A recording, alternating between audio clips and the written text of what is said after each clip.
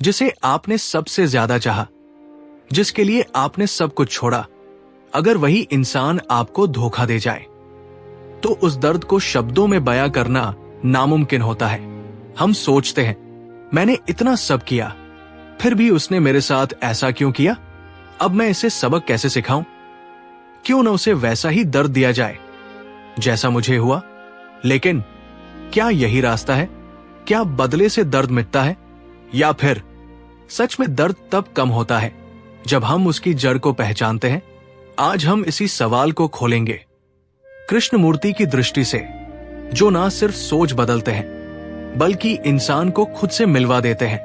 जब कोई हमें धोखा देता है तो वो केवल हमारे भरोसे को नहीं तोड़ता, वो हमारी पहचान, हमारी सुरक्षा और हमारे मैं की कल्पना को भी तोड़ देता है। कृष्णमूर्ति कहते हैं, जहां भी अटैचमेंट होता है वहां डर जरूर होता है, और जहां डर है वहां अंत में पीड़ा है। अब सोचिए, क्या आप उस इंसान से जुड़ाव प्रेम के कारण रखते थे, या इसलिए कि वो आपको पूरा महसूस कराता था? क्या उस रिश्ते में आजादी थी या बस उम्मीदें थी? बहुत बार हम रिश्तों में इंसान से ज्यादा अपनी कल्पनाओं से प्यार करते हैं। हमें लगता है वो मेरे साथ रहेगा, सिर्फ मेरे लिए जिएगा, सिर्फ मुझसे जुड़ेगा, और जब वो कुछ और करता है तो हमारी कल्पना टूट जाती है और दर्द वहीं से शुरू होता है। कृष्णमूर्ति पूछते हैं, क्या आप सच्चे प्रेम को जानते हैं या बस पोजेसिवनेस को? क्या आप किसी को सच में समझते हैं या बस उसे अपने अनुसार चलाना चाहते हैं? जब आप किसी को अपना मानते हैं तो क्या आप उसकी स्वतंत्रता का सम्मान करते हैं या सिर्फ उसकी वफादारी की उम्मीद करते हैं? चीटिंग इसी उम्मीद की दीवार को तोड़ देती है और उस टूटन से हम अंदर से हिल जाते हैं। लेकिन यहां कृष्णमूर्ति हमें रोकते हैं। वो कहते हैं, observe the pen but don't become it. मतलब, अपने दर्द को देखो, समझो, लेकिन उसमें बह मत जाओ। क्योंकि जब आप किसी की गलती से खुद को परिभाषित करने लगते हैं तो आप खुद को और भी अधिक नुकसान पहुंचाते हैं। अब सवाल उठता है, क्या धोखेबाज को माफ करना चाहिए? कृष्णमूर्ति माफी या सजा जैसे शब्दों को नैतिकता की तरह नहीं देखते।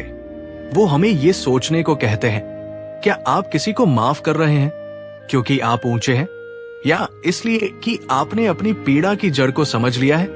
माफ करना मतलब उस अनुभव को पहचान कर उससे आगे बढ़ना, ना कि उसे नजरअंदाज करना या फिर सब कुछ भूल जाना।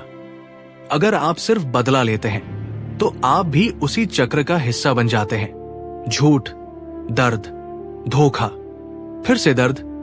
कृष्णमूर्ति कहते हैं, Where there is understanding, there is freedom। और जब आप अंदर से आजाद हो जाते हैं तो सामने वाले का व्यवहार अब आपको बांध नहीं सकता। तो अगली बार जब आपका मन कहे मुझे उसे सबक सिखाना है, तो एक और गहरा सवाल पूछिए, क्या मैं खुद को जान पाया हूं? क्या मैं अपने डर, अपनी उम्मीदों, अपनी टूटन को समझ पाया हूं? क्योंकि अगर आप खुद को नहीं समझते तो आप बार बार ऐसे ही लोगों की ओर खींचते जाएंगे। फिर चाहे रिश्ता बदले, इंसान बदले, दर्द वही रहेगा। सच्चाई यह है, कोई आपको धोखा नहीं देता अगर आपने खुद को जान लिया है, क्योंकि तब आप किसी के भी व्यवहार को अपना अपमान नहीं बनाते। आप सिर्फ देखते हैं, समझते हैं और शांत रहते हैं। तो अब उस सवाल का उत्तर साफ है, धोखेबाज जीवन साथी को कैसे सबक सिखाएं? कृष्णमूर्ति का जवाब है, अपने भीतर झांको और देखो कि तुम्हारी पीड़ा कहां से आ रही है। फिर उस पीड़ा से आजाद हो जाओ, क्योंकि यही असली सबक है जो तुम्हें भी बदल देगा और शायद दूसरों को भी। क्योंकि जब आप शांत हो जाते हैं, जब आप समझ से भर जाते हैं, तब सामने वाला खुद ही आईना देखता है, और शायद वही उसका सबसे बड़ा सबक होता है।